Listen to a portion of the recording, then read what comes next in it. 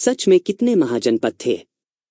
अब हम प्राचीन भारत की उस सच्चाई में उतर रहे हैं जहां 16 महाजनपदों ने राजनीति, संस्कृति और शक्ति का नया इतिहास बनाया।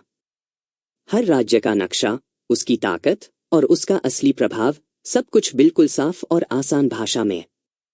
एक एक बिंदु आपको वही समझ आएगा जो पहले कभी नहीं बताया गया। महाजनपद काल में अंग महाजनपद की राजधानी क्या थी?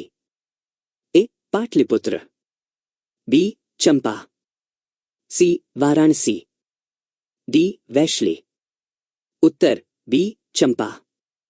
व्याख्या: अंग महाजनपद पूर्व भारत का एक शक्तिशाली राज्य था। इसकी राजधानी चंपा नदी किनारे स्थित एक समृद्ध व्यापारिक नगर था।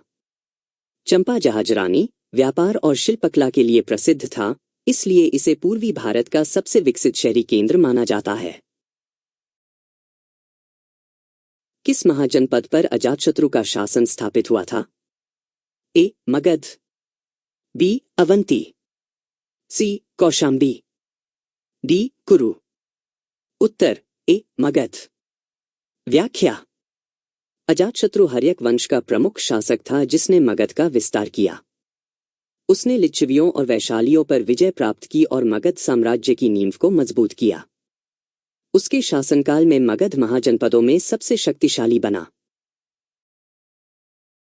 किस महाजनपद की शासन व्यवस्था गणतंत्रीय प्रकृति की थी? ए. कुरु, बी. पंचाल, सी. वज्जी, डी. काशी। उत्तर सी. वज्जी। व्याख्या: वज्जी महासंघ भारतीय इतिहास का पहला संगठित गणराज्य माना जाता है। इसमें लिच्छवी, विदेह और अन्य कुल सम्मिलित थे। यहाँ सत्ता किसी राजा के हाथ में नहीं थी बल्कि सभा और गण परिषद द्वारा संचालित होती थी। अश्वमेध यज्ञ के लिए प्रसिद्ध राजा प्रसेनजित किस महाजनपद का शासक था? ए. काशी, बी. कोसल, सी. अवंती, डी. मत्स्य। उत्तर बी. कोसल। व्याख्या: प्रसेनजित कोसल का प्रख्यात शासक था।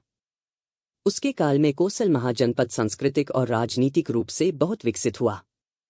बौद्ध ग्रंथों में उसका उल्लेख बार बार मिलता है। अवंती महाजनपद की प्रमुख राजधानी कौन सी थी?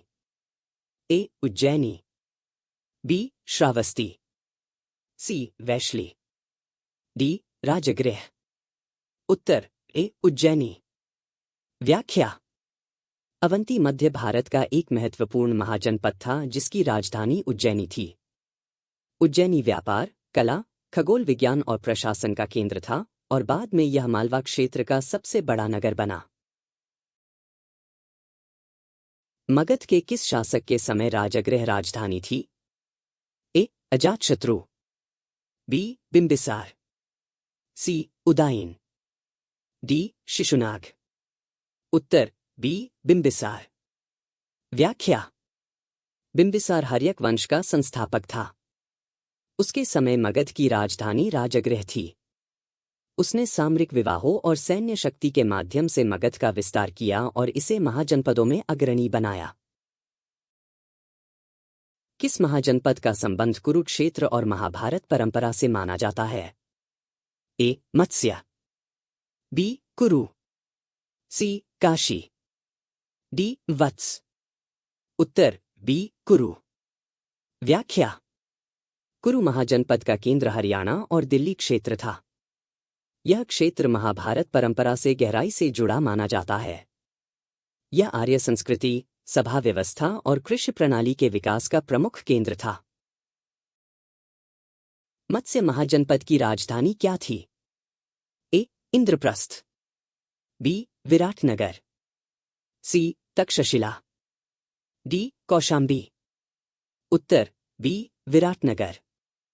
व्याख्या: मत्स्य महाजनपद उत्तर भारत का प्राचीन राज्य था जिसकी राजधानी विराटनगर, आधुनिक बीवर, थी। महाभारत में वर्णित विराट राजा इसी राज्य से संबद्ध थे।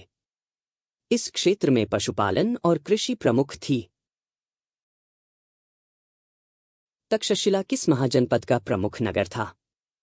ए. गांधार, बी. काशी, सी. वत्स, डी चेदी।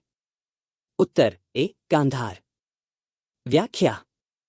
गांधार महाजनपद उत्तर पश्चिम क्षेत्र में स्थित था और तक्षशिला इसकी राजधानी और विश्वविख्यात शिक्षा केंद्र था। यहाँ चिकित्सा, राजनीति, युद्धकला और शास्त्रों की उच्च शिक्षा दी जाती थी। वत्स महाजनपद की राजधानी कौशाम्बी किस नदी के किनारे स्थित थी? ए गंगा, बी यमुना, सी सरयू, डी घाघरा। उत्तर बी यमुना। व्याख्या। कौशाम्बी वत्स महाजनपद की राजधानी थी और यह यमुना नदी के किनारे विकसित हुआ।